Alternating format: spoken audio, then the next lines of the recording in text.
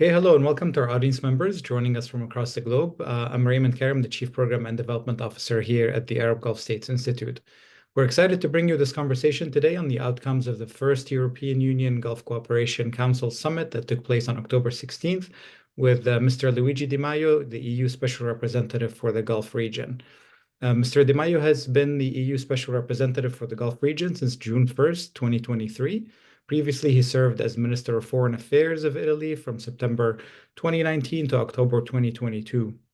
Before that, he was the President of the Council of Europe's Parliamentary Assembly. And from June 2018 to September 2019, he held the positions of Deputy Prime Minister of Italy, Minister of Economic Development and Trade, Minister of Labor and Social Policies. Incidentally, since the Med Dialogue is taking place today, but he is not there, he was the chair of 3 annual editions of the Med Dialogue Conference, aiming to develop a positive agenda for the wider Mediterranean region at the time of pandemic and political and economic transition based on multilateralism as a strategy for conflict resolution. Mr. Di Maio will be in conversation with Ambassador Douglas Silliman, the president of the Arab Gulf States Institute. Before joining AGSI, Ambassador Silliman served as the U.S. Ambassador to Iraq from 2016 to 2019 and U.S. Ambassador to Kuwait from 2014 to 2016. And with that, Doug, over to you. Raymond, thank you very much for the introduction. And Mr. Di Maio, thank you very much for being with us today. For those of you in the United States, welcome to our pre-Thanksgiving program, which is a little bit unusual because we want to focus today on the relations between Europe and the Gulf region, and not just the United States or the Gulf region's relations with the rest of the world. So, Mr. Di Maio, if you will permit me, I want to ask you a general question at first. We have a relatively short period of time, but I'd like you to set the stage for our audience and explain how you approach your job as the special representative for the Gulf region and some of the goals that you personally have had during the year and a half that you have been in that role. First of all, thank you very much for your invitation, and thank you, Ambassador, thank you, Douglas, for your kind question. I have to say that I'm honored to participate to this session, and greetings from Doha, where I am for tomorrow inaugurate the EU-GCC business forum in Doha, where many companies are going to join this important session. I would like to start with a crucial date about my mandate, that is May 2022. In May 2022, I was still foreign minister. The countries of the European Union, the 27, approved a new strategy to the GCC countries, or more in general, the Gulf region, with the idea to try to work more and to engage more these countries that are becoming indispensable more and more to us, about 5 pillars: trade and investments, second, energies, in particular renewables, but even innovation, connectivity. The third, regional security, and you know their dynamics with Iran, and not only with Iran. The fourth is people to people, how to promote the exchange between our students, entrepreneurs, investors, and so on. And fifth, new partnerships between the institutions. So this strategy was approved by the member states on May 2022. In mid-2023, they appointed, and I was not anymore a minister at the time, they appointed the special representative for the Gulf region in order to implement this strategy. This strategy is public and is called Joint Communication for a New Strategy with the GCC. But I would like to arrive at the end of this story because it's very long, just 2 years, almost 3 years, but it's a long story. But the last milestone, the most important one of my mandate, it was to have in October 16, the summit of the leaders in Brussels, leaders of GCC and leaders of the 27 countries of the European Union. It was the first ever that it shows how much we are increasing the level of engagement, but even how much we have to fill the gap, because it's the first ever time that our leaders met in such format.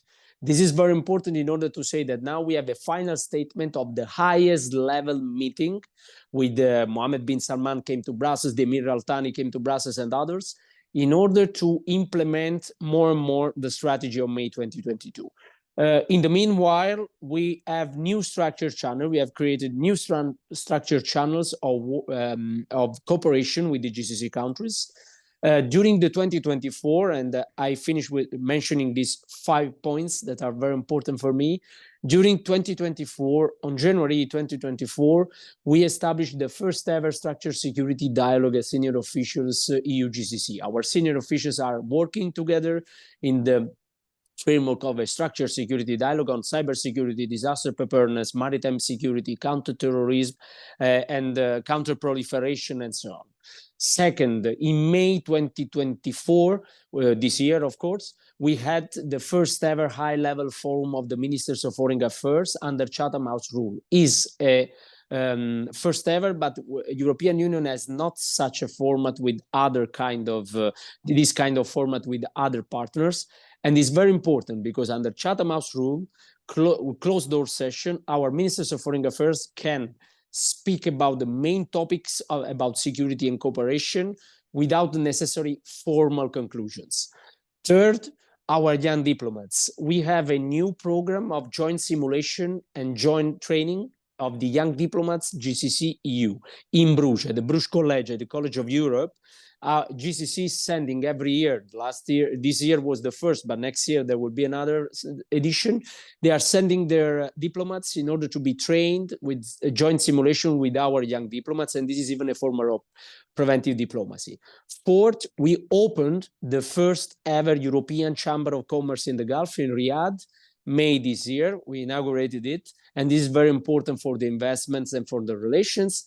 And finally, we approved a new regime for the visa, so for the Schengen access to Europe, that now everyone from the Gulf, except UAE, they already have the liberalization of the visa, but for the remaining 5 countries of GCC, every citizen from those countries apply for a visa to Europe has a validity of 5 years. That is a very important signal for us in order to open more and more our doors of our Schengen space. And then the summit, that is what I said at the beginning. That sounds like quite a comprehensive agenda to take care of in only 2 years or 3 years since it was launched. Before I go, I want to go down these topics one by one quickly, but before I do that, I wanted to talk a little bit about the role of the GCC and the EU and how the EU deals bilaterally with the countries of the Gulf. I know that you now have EU missions in Abu Dhabi, Riyadh, Kuwait, and I guess also in Doha, and you're working on the other 2. How do you straddle that gap between multilateral relations and discussions and negotiations bilaterally with the member states, both of the EU and of the GCC? I think that, and this is stated in the final statement of the leaders, we need more and more a tailor-made approach towards the GCC countries. This doesn't mean that we have not to work with the GCC as a regional organization. Jassim Abu Dhabi, the Secretary General, is the point of reference for everyone in Brussels in order to deal with the GCC. But we know even that there are many peculiarities, differences among them, and even different ambitions sometimes when it comes to the relations with Europe. And this is why we are working in parallel and in complementarity about that. For instance, about trade and investments, the European Union wants to launch for the end of the year a new tool in order to partner with them, and is called Strategic Partnership Agreement, binding agreements on investments, trade, and even not only investment trades, but in particular these 2 points, bilateral strategic partnership agreements. It means European Union on one side, as you know better than me, and on the other side, each country wants to deal with us.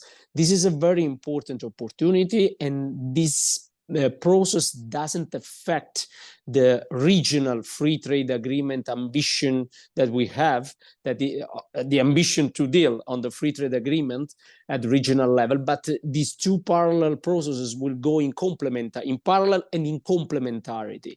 What it means, for instance, European Union is dealing and is negotiating and is going to close the negotiation of a memorandum of understanding on energy cooperation with Saudi Arabia. We already said that we are ready even for the implementation. We created a path for implement this MOU, and it comes to, for instance, the collaboration and cooperation on hydrogen. They want to be the main supplier of hydrogen at world level by 2030. European Union by 2030 is supposed to import 10 million tons of hydrogen and even to produce other 10 million tons of hydrogen on our soil.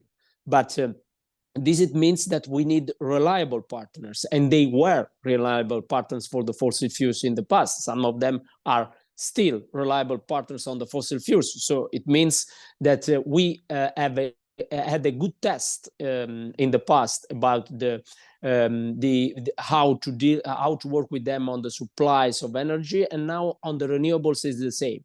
But it's not only about renewables, is that those countries are becoming more and more multilateral actors. You know better than me which kind of foreign policy they are implementing. And when it comes to Ukraine, Gaza, Lebanon, and Yemen, Red Sea, Iran, they are very important. They are becoming more and more indispensable to us in order to work about the global security, I would like to say, not only about the regional security, that is their main interest, but is our main interest as well, because their security is our security. And this is an awareness that now is totally consolidated in Brussels.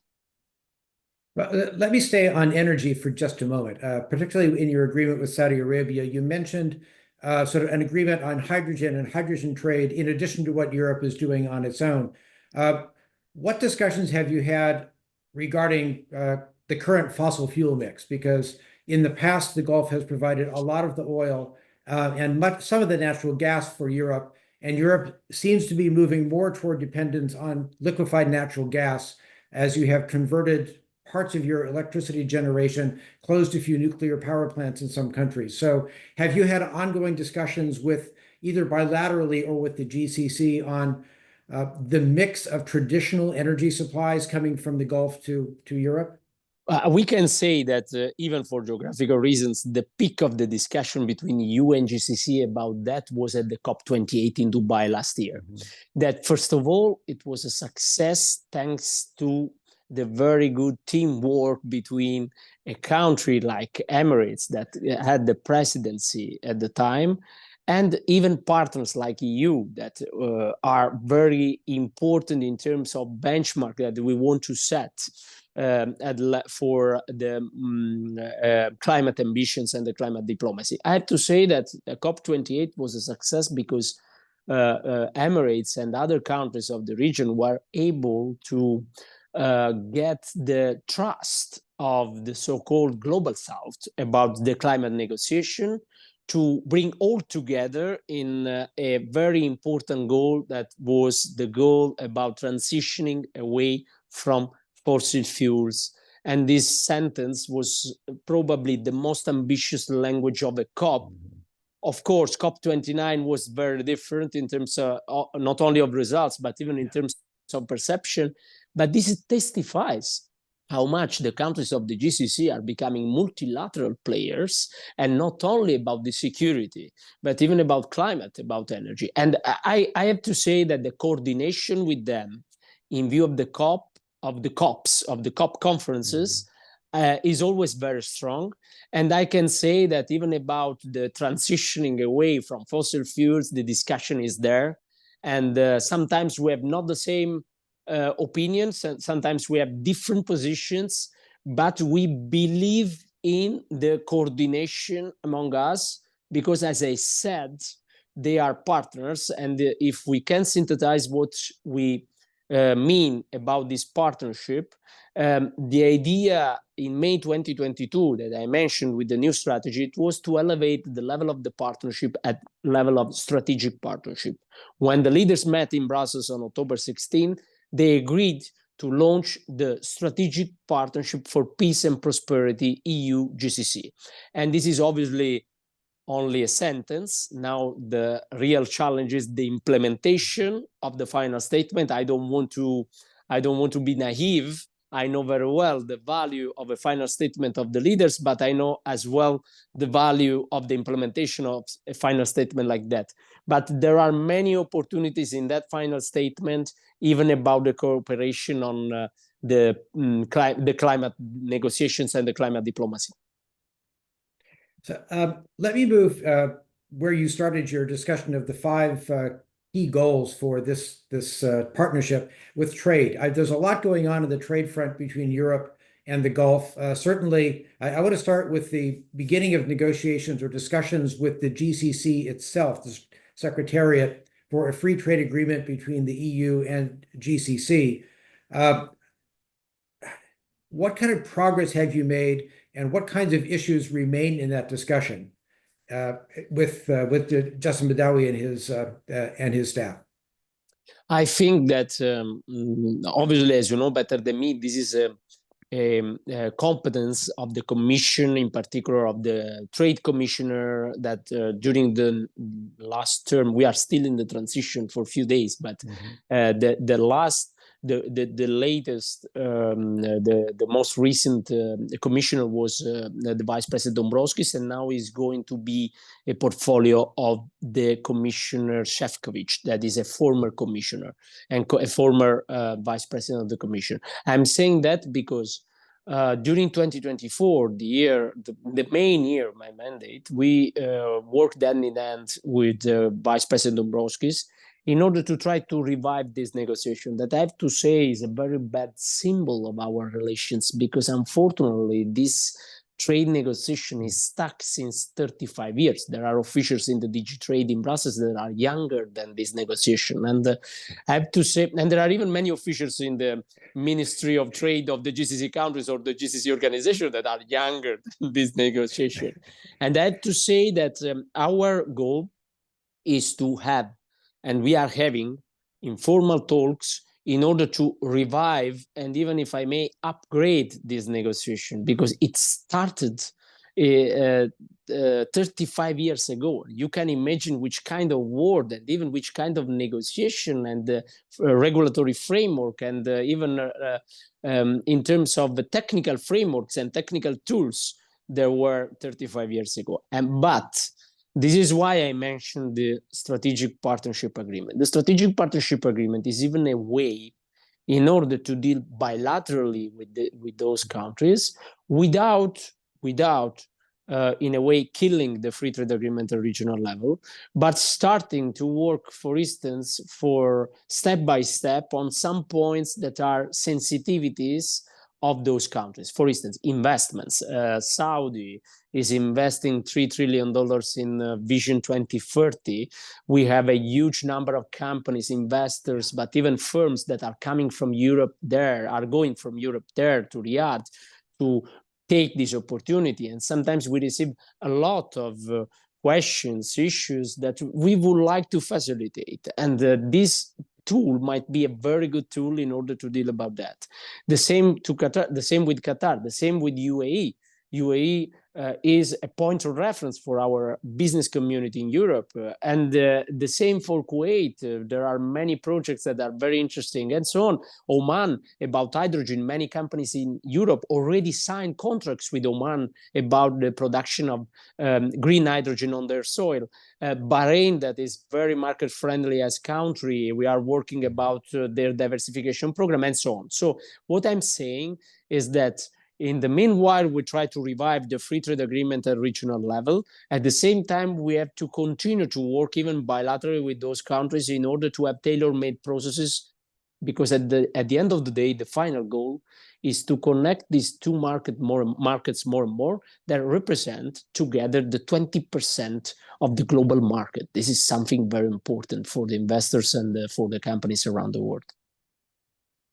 I'll stick on the economic topic for a minute, but I'm interested in the comments you made earlier on travel facilitation, because one of the ways to link economies is to make it easier for tourists, business people, investors to travel back and forth. So what is the thinking in the EU in including the next steps beyond a 5-year visa application to expand access for Europeans to the Gulf and for the Gulf to Europe, or at least Schengen countries? Is there any contemplation of bringing GCC countries individually or collectively within the Schengen process?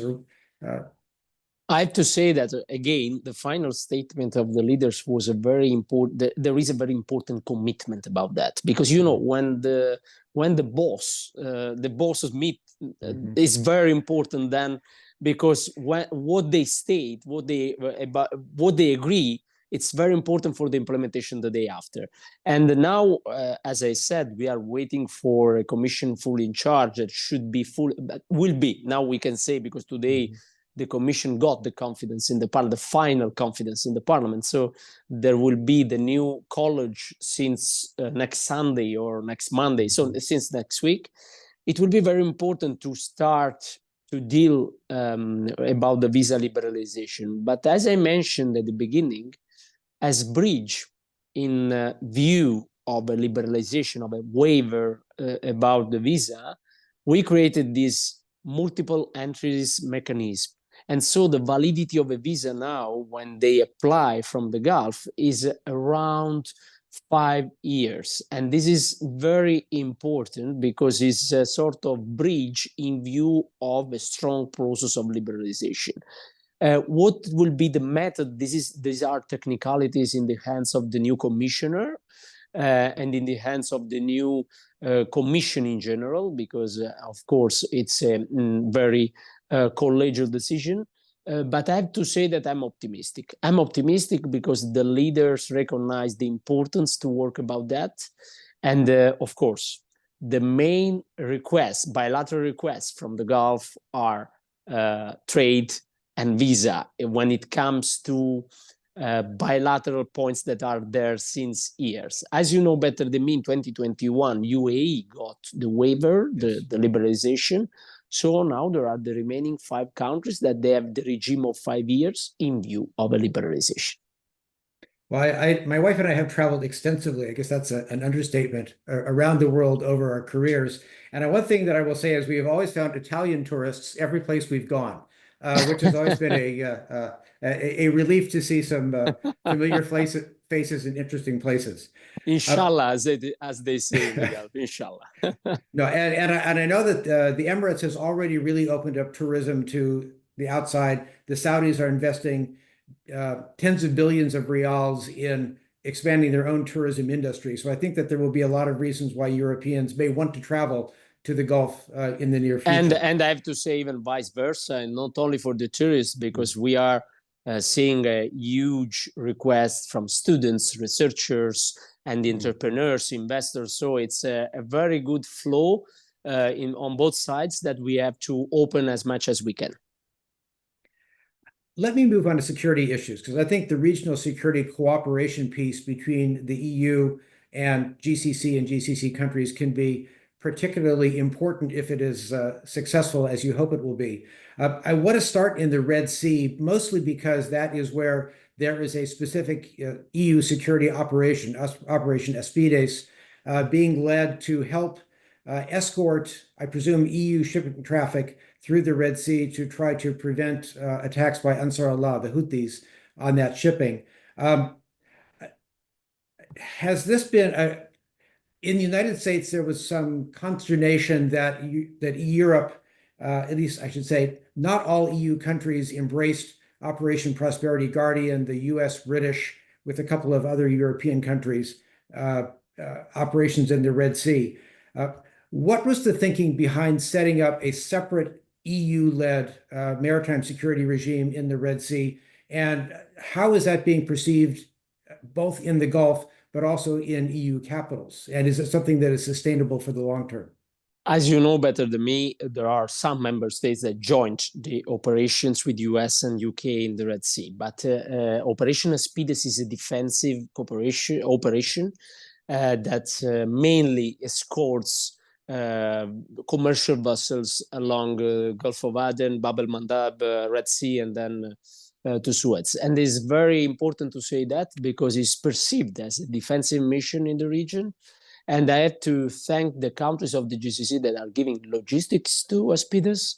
And even in the case of the risk of a disaster in the Red Sea, because the Houthis hit the commercial, the tanker Union with Saudi, AGSIW had a very good, with the Saudi Navy, AGSIW had very good cooperation in order to assist this vessel and to avoid a disaster in terms of oil in the Red Sea that was leaking from the vessel. So what I'm saying is that This is the poster of the European Union missions in the region. And this doesn't mean that we have not coordination with our allies, but are different natures, are different kind of missions. And in any case, we are defending altogether the freedom of navigation. That is not only an issue of some countries. And you know better than me how much, for instance, the cost of the insurances of goods and vessels increased because of detections of those actions in the Red Sea, and increased at the world level, not only for the vessels that were there. So what I say is that, and then the inflation, and so the market, the price dynamic on the goods. So what I'm saying is that altogether as allies, we are in the region, and we are, first of all, protecting the freedom of navigation, and at the same time, we are cooperating with countries in the region. For instance, one of the countries of the GCC, Bahrain, joined the mission with UK and US at the time of the first attacks against the vessels with some countries of the European Union. But when it comes to the European missions, this is the nature of our mission, and is not in contradiction with the posture of our allies, but sometimes even in complementarity, because a defensive mission for the freedom of navigation, we know very well, is appreciated from all the sides. And I know that the European Union and EU member states have been involved in counter-piracy operations in the Northwest Indian Ocean for quite some time, with the focus for a long time on Somalia, but with a broader focus. It is clear that with three of the major trade choke points of the world, the Strait of Hormuz, Bab el-Mandeb, and the Suez Canal, the waters around the Arabian Peninsula are incredibly important to the entire world, and maritime security are issues that will need to be addressed going forward for a long time into the future. A question I have for you, do you think that there are areas where the EU-GCC security dialogue can expand beyond maritime security, or in this case, sort of defense and shipping in the Red Sea? And is it in areas of training? Is it in areas of arms sale or maintenance of equipment, or even potentially discussion of more advanced defensive measures such as ballistic missile or drone defense, as opposed to just maritime security? So are there areas where you are contemplating deeper EU cooperation, either bilaterally or multilaterally with the countries of the Gulf? There is a big ambition on both sides to have a deeper cooperation on some items that obviously in terms of implementation, and I mentioned some of them, and are mentioned even in the final statement, like obviously when it comes to maritime security, the defense of freedom of navigation is very important, but when it comes to cyber security, we know what are the threats in the region on the cyber attacks or cyber security in general. And then when it comes to counterterrorism, how much we can work together. I just coming from Riyadh, where I was with the 27 ambassadors of the member states of the European Union for the Political and Security Committee. And with them, we acknowledged more and more how much they are working even on the risk of terrorism, on the risk of online messages that then are able to become radicalization. So there are many fields where we want a deeper cooperation, and our senior officials are doing a great job of coordination on that in order to start new paths and new processes. When it comes to the region, of course, I think that we have to keep in mind that they need to have the leadership of the dynamics in the region. When there are risks, threats, the first feedback has to come from our partners in the region. And this, it means when we say strategic partnership, it means that in a mutual interest and at the same level, we can work more and more for our mutual security. But keeping in mind that the most important experts, of course, of the region are the countries of the region. Yeah. And that's actually another question I wanted to draw you, not just on security cooperation, but the approach to larger security threats in the region. You've mentioned specific threats, but we haven't really talked through countries yet. And I think particularly here in the United States, there is not very deep knowledge that the countries of the Gulf have begun to reach out and reduce the tensions that they have with Iran in particular, something that I call more of a modern day détente. They have not really repaired the basis of the relations, but both sides have decided that direct conflict is not economically or politically productive. Sure. What kind of dialogue does the EU have with Gulf leaders or with the GCC Secretariat on relations and developing relations between the Gulf and Iran, particularly since so many EU member states have embassies in Tehran and have a closer relationship or better communication with the Iranians than we do here from Washington? First of all, we have to say that Iran is a challenge for both. You know how much the member states of the European Union, keeping open the channels, are conveying messages, and we are conveying messages to Iran as European Union about the military partnership with Russia and the supply of drones and weapons to Russia against Ukraine, and then citizens in jail, and then repressions, and then the attack against Israel, the direct attack against Israel. I met Abdullahian 1 year ago in Tehran, and I met even the new Minister of Foreign Affairs, the UNGA in New York a few months ago. And the meeting was about these messages, and obviously conveying the messages even about the interferences and the so-called axis of resistance in the region, and so the so-called proxies, and the concern about that. So this is a challenge for the European Union, is a challenge for our member states. And at the same time, we choose a level of engagement in order to convey these messages, in particular about the regional de-escalation, and obviously about the nuclear program that is a huge concern. On the side of the GCC countries, they are choosing an approach, a very balanced approach, that it's in a way considers on one side to convey the right messages about the de-escalation, against the interferences and the respect of the sovereignty and so on, and on the other side engaging diplomatically with these so-called normalizations. We have to say that among the 6 countries of the GCC, 5 countries normalized the relations with Iran. This doesn't mean that they solve the issues with Iran, but in a way where they have diplomatic channels in order to work better about the issues that they are experiencing in the region. And then there is what happens in Yemen, what it happens, obviously, so it means even the Red Sea, what it happens in Lebanon, with the militias linked to Iran. So I think that they are in a period of their relations with Iran where they are taking the leadership for the security of the region. They are opening the channels in order to convey the messages, but obviously with the right balanced approach, that it means that they are still waiting for concrete results from the Iranian side. This is my perception. I want to move to a different part of the Middle East for a moment, because the Gulf, as is the entire Middle East, has been very concerned about the October 7th Hamas attack into Israel, Israel's very, very strong reaction in Gaza, and I guess, thank God, announced overnight finally a ceasefire, at least in Lebanon. What has been the discussion between you and the EU and the GCC states about Israel, Gaza, Lebanon? I know that a number of states in the region, not necessarily the Gulf, were not particularly happy with the strong support of some EU member states for Israel in response to the Hamas terrorist attack.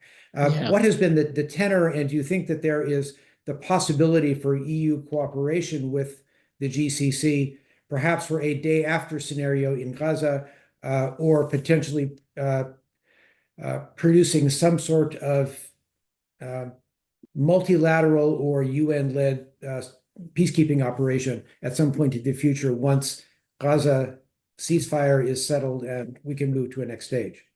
Yeah, of course, if we just mention 3 countries among the 6 of the GCC, Qatar, UAE, and Saudi, we can see how much they are indispensable for the processes about the ceasefires or the peace processes about the countries that you mentioned, or the conflicts or the dimensions that you mentioned. For instance, Qatar was at the center of the negotiations with Hamas. And at the same time, UAE is in the Abraham Accords, still in the Abraham Accords.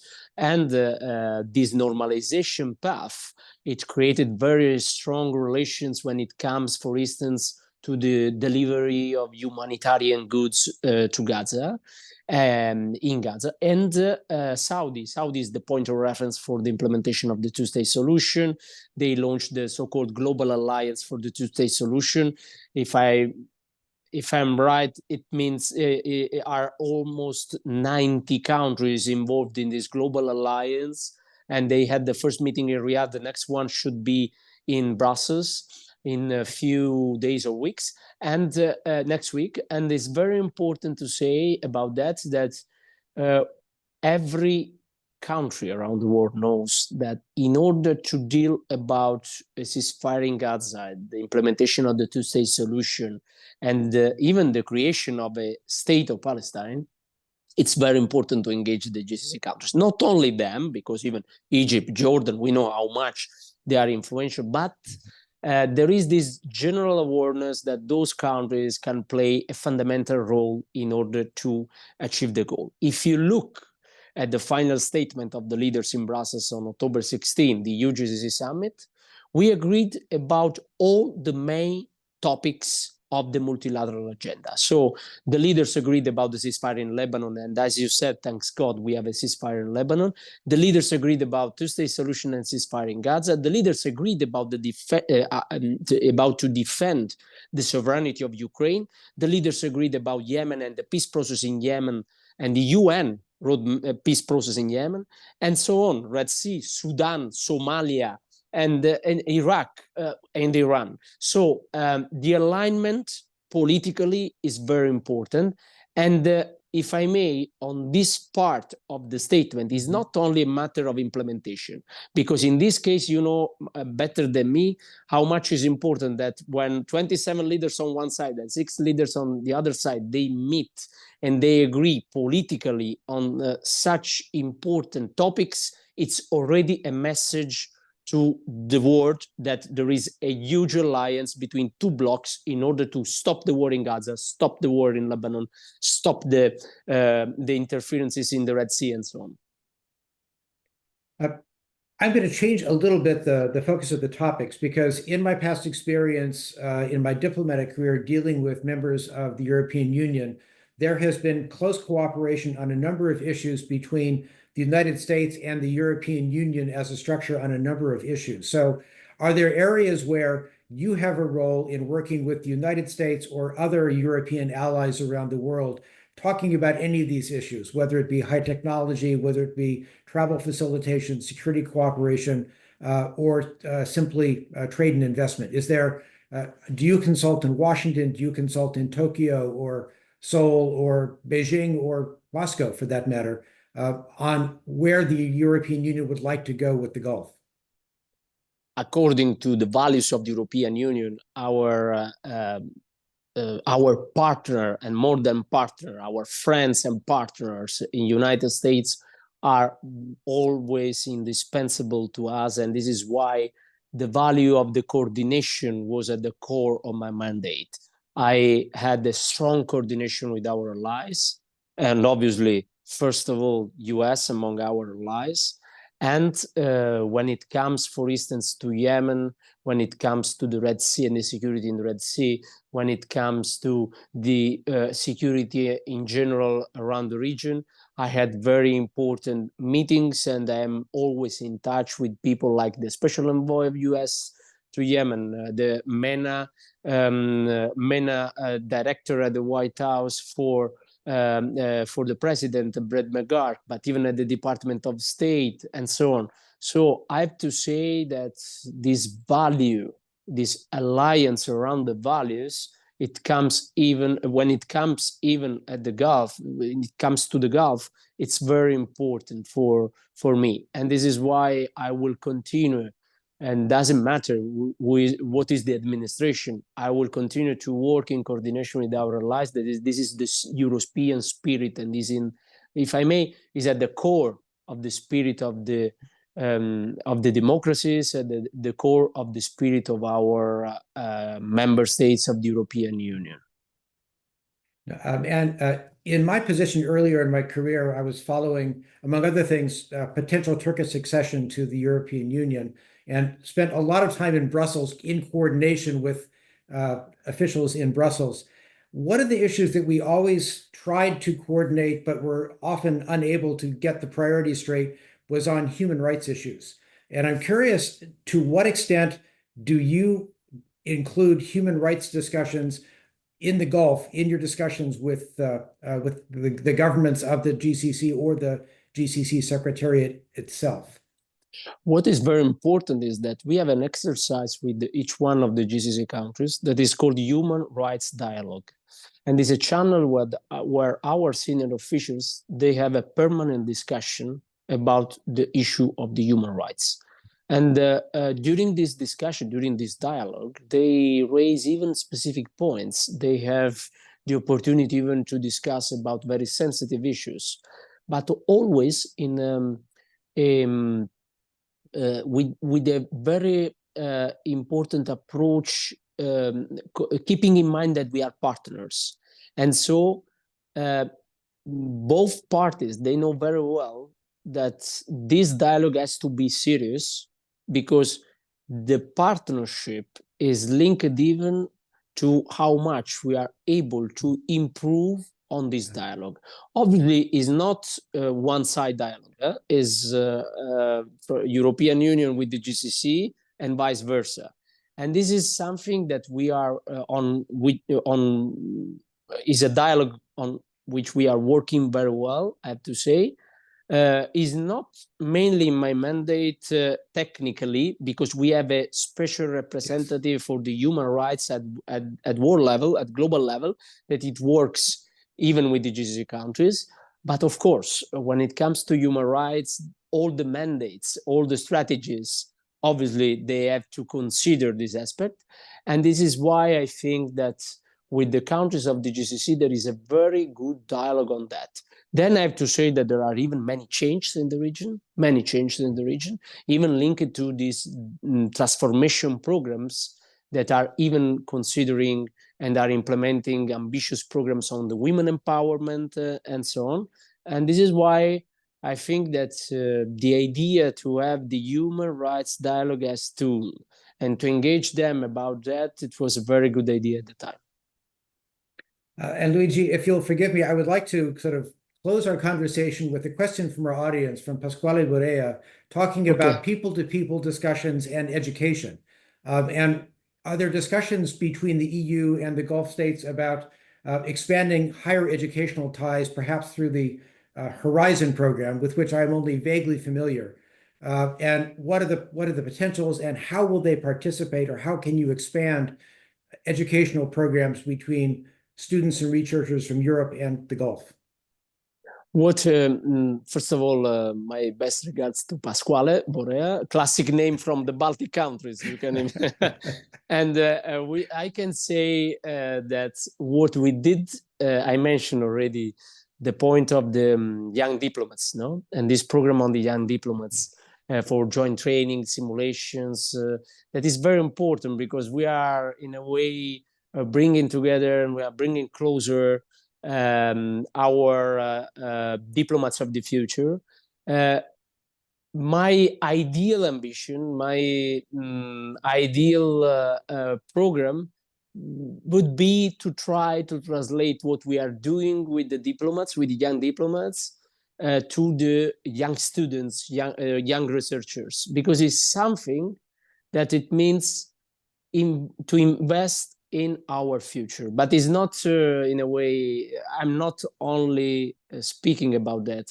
I fully believe in the fact that if the young people from the GCC, that are more of the young people from Europe in terms of generations and in terms of average, we are very far away. But if the young people from both sides, they are trained together since the beginning, since the high school, since the university, it's a huge form of preventive diplomacy, but it's even something more. It's the opportunity to work together at all the levels. When I mentioned the pillars of my mandate, trade, energy, regional security, people to people, and partnerships between the institutions, probably people to people is not one of the pillars, is the pillar connected with all the others. And this is why I hope that there will be the opportunities, even sometimes the funds, in order to support this kind of programs. And I hope to see Pasquale at the Manama Dialogue in a few weeks in Bahrain. Well, I'm afraid to say that we have run out of time. And Luigi, if you have any final words you'd like to say to the audience, please, I will give you a moment. No, thank you very much for this opportunity. I would like to underline that there is a lot of work to do. We are just at the beginning of a new path with this region between the European Union and the GCC. But I'm optimistic because this is a momentum where we need each other, and we can create very good opportunity for the multilateral policy at world level, the multilateral the implementation of multilateral deals. And this is why I was honored to participate, to join this session, and I'm at your disposal for new sessions, for new discussions, new debates, even in presence, I hope, as soon as we have the opportunity to stay all together in the same country, city, continent, and so on. So thank you very much to Luigi Di Maio, the EU Special Rep for the Gulf region. For our audience, we have recorded this program. If you thought it was interesting, which I certainly did, it'll be available on our website, agsiw.org, in the next day or two. For all of you in the United States or around the world who celebrate American Thanksgiving, which is tomorrow, it is a good time to give thanks for all the good things in your life, to recognize it, and to take one day off with your family, with your friends, to make sure that you really do understand what is good about your life and how you can give thanks to those who have made it possible. Mr. Di Maio, and to our audience, thank you very much. We'll see you again very soon.